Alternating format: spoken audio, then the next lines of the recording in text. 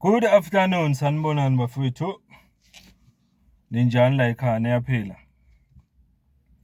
Anibingelela mfoka Mkhonza aphinda namukele nonke ngothilweni. Ngiyanamukela nonke bafowethu. Uma ku TikTok noma sengithi ku Facebook noma ku YouTube ngiyakwamukela. Ngimukela umfoka Mkhonza. Ngithi welcome to Mfoka Mkhonza TV and podcast. Ngiyanamukela ama new subscribers, new followers. This is a special welcome to you all. Ngiyanibonga. Ngithi if ungaka subscribe ngiyacela uqhubeke usubscribe. Uma ungaka follow uqhubeke wenze kanjalo. Phinde ngibonge ngokukhethekile kubo bonke abasupporta ngama donations ukukhulisa ichannel yethu. Sithi nje siyabonga kakhulu. Iqalile ke bafethu namhlanje iMadlanga Commission. Simbonile uvelile kubaba Mkhwanazi. Kodwa kusekuningi esisazo hlaziya ngaye kuyo yonke into ayikhulumile nazo zonke izinto ayivezile namhlanje. Kodwa nje kule video emfishane ngifisa ukukhuluma nje okungenani ngezinto eziwu2 ezivelile kule commission. Umlando wakhe njengephoyisa. Ngeke ngiphawule okuningi, just nje okuncane, just ukuphawula nje ukuthi ibaluleke kangakanani indaba kaMkhwanazi. Bese ngikhuluma ke kafishane ngokunye okuvelile engicabanga ukuthi usivula amehlo ngendlela izinkantolo ezisebenza ngayo. 2 wezinto nje engizokhuluma ngazo kule video namhlanje. Umlando kaMkhwanazi esiphoyiseni bese kuba iloko akuvezile okuthinta izinkantolo. Balekile le ndaba. Ngiyabonga ke bafethu.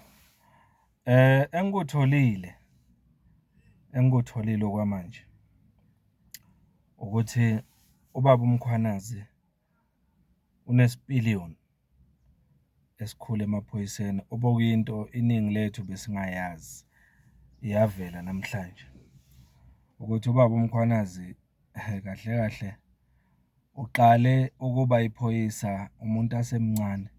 Iningi lethu la engicabanga ukuthi babe ngazalwa nokuzalwa. Thina komfoka Mkhonza sasesikhona kodwa nathi kufana nokuthi sasingekho. Sasingekho ngoba sasisebancane kakhulu mayiqala ukuba iphoyisa. June 1993. Wawuneminyaka emingaki ngoJune 1993? uMkhwanazi eqala ukuba iphoyisa.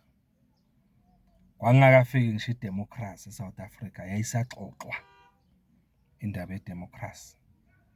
Yayisaxoxwa indaba yokuthi kuvotwe ngentando yeningi. Uyayizwa leyo nto? So uyabona ukuthi uMkhwanazi nini ekulomsebenzi ekulomkhakha. Akugcini lapho, wafunda futhi ngo1998 wangena kulento ekuthiwa iSpecial Task Force. Baqeqeshwa ngoba wakhethwa kwabanye, baqeqeshelwa nje ukuthi babe ku-Special Task Force ukwenza imisebenzi ekhethekile esiphoyiseni. Baqeqeshelwa ukwenza imisebenzi ekhethekile ababezonikwa yona. Kuningi wafethu akwenzile njengoba sibona nje uze waba i-commissioner yase KZN ngo2021 okuyisikhundla sibambile namanje. Yayibona. Okunye engicabanga ukuthi ake ngikuveze ukuthi njengoba bekhuluma ngama-political ngale task team le ewundaba mlonyeni yase KZN yama-political killings. Ukuvezile ukuthi le task team lena yasungulwa eKZN ukuthi inake indaba yokubulawa kwabantu okuphathelene nezepolitiki eKZN ngoba sasiqhuma isibhamu hayi kancane. So le task team ke lena ngokubonakala ngomsebenzi wayo omuhle iyayiwenza eKZN iphenya iy'ndaba zokubulawa kwabantu okungokwezepolitiki eKZN. Yagcina isicelwa even ko-Eastern Cape ukuthi iyolekelela khona. Yayibona? Iyolekelela ko-Eastern Cape. Okuvelayo ukuthi indlela ebiphenya ngayo ibibuka ukuthi ngoba abantu abaningi abebebulawa ngokwepolitiki, kuyavela ukuthi izinto bezenzeka komasipala. Yonke into beyiphekwa komasipala. Isikhathi esiningi bekuyindaba ethinta amathenda. Uyayizwa leyo nto? Bekuyindaba ethinta amathenda.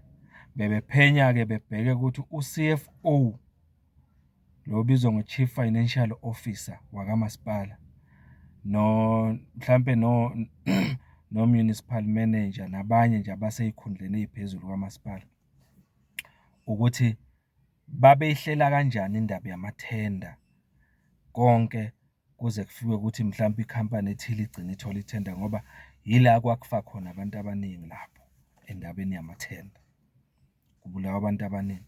Ithenda kwakuphenywa ezinye izinto ey'ningi. Shuthi yila kwakufike kutholakale khona ukuthi abantu abathola amathenda babewathola kanjani, because siyazi ukuthi amathenda amaningi abetholwa ngama-corruption. Uthole ukuthi ithenda mhlampe kuzophuma ithenda kamasipala, kanti vele leyo thenda isiyaziwa ukuthi mayiphuma izonikwa ubani. Noma bangabhida abanye for leyo thenda, kodwa kusuke sekwaziwa ukuthi izotholwa ubani. Uthole ukuthi mhlampe loyo muntu oyonikwa le thenda uyonikwa mhlampe ake ngibekise ithenda ka-10 million. Mayiphuma le thenda ka-10 million, uthole ukuthi u-5 million lo kule mali abayi-charge-ile izohamba iyodliwa ezinye zey'khulu komasipala, kusherwe le mali. Iyona-ke leyo mali leyo eyayiphumela amathenda okwakucashunwa kuyo, kugcine sekuthengwe iy'bhamu, kuthengwe iy'nkabi, kubulalwa abantu. Ngoba phela kwakufuna kuphenywe ukuthi kuza kanjani iy'nkampani ey'thile zithole amathenda athile abiza imali engaka, okufanele ngabe leyo mali leyo yokwenza iy'dingo zomphakathi igcine zingakenziwa kodwa imali idliwe inyamalale. So kuningi nje umkhwanazi, kodwa nje ukuphawuleka kakhulu ukuthi le political task team eyasungulwa e-KZN, okuningi kokubulawa kwabantu ngokwezepolitiki okwakuqondene nezinto ezenzeka komasipala. Amakhansela, kubulawa amakhansela ngoba amanye amakhansela ayekubona lokho okwakwenzeka komasipala bese eshaya ikhwelo. Mayeshaya ikhwelo bese kuyabukwa ukuthi ubani nobani ufuna ukusiphazamisa, ashaywe lowo muntu, njalo njalo. Yingakho-ke kwafuneka kube nale task team le ukuthi izobheka zonke lezi zinto lezi ey'qondene nje ngqo nokubulawa kwabantu ngokwezepolitiki. Siyazi ukuthi sikhuluma nje kunabantu abafana nobaba uMagaqa, uSindiso Magaqa, mangaphosisa owabulawa was it 2017? Kabuhlungu. Okwakuyizinto ezifana nalezi. Kuyavela-ke manje ukuthi lapho kwakuhlangene abantu abasey'khundleni ey'phezulu, omeya, o-municipal manager, amaphoyisa, nabosomabhizinisi laba abathola amathenda kunomasipala, njengoba ngiyichaza nje. Bafa kuleyo mnyama-ke abantu abafana noSindiso Magaqa nabanye abangamakhansela e-ANC ngaleso sikhathi. Uyayizwa leyo nto? So yingakho sihlezi sikhala ngendaba yamathenda. Uma kungaqedwa lento yamathenda komasipala, in short, if kungaphela lento yoku-outsource-a noma yokuthatha imisebenzi okufanele ngabe yenziwa umasipala inikwe osomabhizinisi abangaphandle, kungancipha noma kungaphela ukubulawa kwabantu ngokwezepolitiki, ngoba indaba ingamathenda.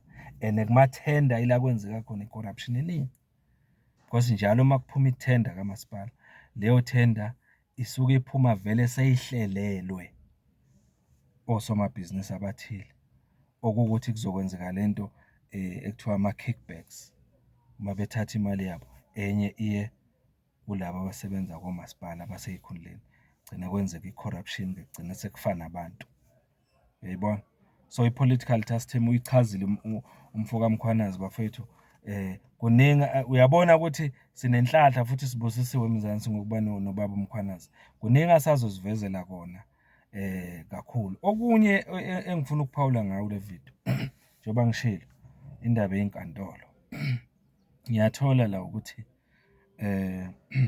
mangingaphosisi odabeni lolu lwase-Gauteng oluthinta oKatise Molefe laba ababoshiwe njalo njalo. Siyathola laphayana ukuthi kukhona lo angazi noma iphoyisa yena uTawu akhulume ngaye uMkhwanazi ukuthi wake waboshwa, mayeboshwa wagcina ekhishwe ngebheyili ka-R10,000 ekhishwa inkantolo. Okwaba ibheyili yazange icace leyo bheyili ukuthi wayithola kanjani eka-R10,000 ukuthi aphume ngayo lo phoyisa lo owayehileleke ey'ntweni ey'ningi ezazenzeka lapha eGauteng. So kodwa sekuyavela kamuva ukuthi ngandlela thile leyo bheyili inkantolo yayikhipha ngendlela engacaci engayibeka nje kucace ukuthi kwaba ne-corruption mangayibeka kanjalo. Yingakho ubaba uMkhwanazi wakuveza ukuthi ney'nkantolo zi-involved ey'ntweni ezenzeka emaphoyiseni. Uma ekhuluma nje ngale ndaba le ukuthi le phoyisa lathola ibheyili ngendlela engacaci inikwa inkantolo. Uyayibona? Ukuthola kwaleyo bheyili lelo phoyisa kwakusho ukuthi ukuphuma kwalo lingaboshwa lalizoba yingozi kubantu abaningi okwakufuna bayofakaza kuleyo case elaliboshelwe yona njalo njalo. Okusho ukuthi kwasatshiswa abantu abaningi. Abanye ngiyezwa kuthiwa bagcina bephucwa nama-laptop ukuze ubufakazi bucishwe. Uyayibona nje into ey'ningi ney'nkantolo zi-involved kuyo yonke lento. So uyabona ukuthi sisenkingeni kanjani eSouth Africa? Uyabona ukuthi sisenkingeni kanjani eMzansi? Kukutshelani ngey'nkantolo lokho okwenzakalayo? Ngoba sikhuluma nje kumanje kwayena lo ophethe le commission le ekhona njengamanje ephenya ley'ndaba uMadlanga.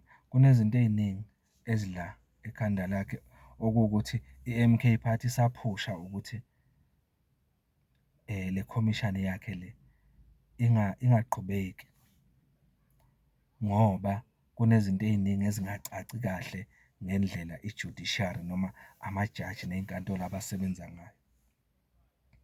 Yabo ukuthi sisenkingeni kangakanani?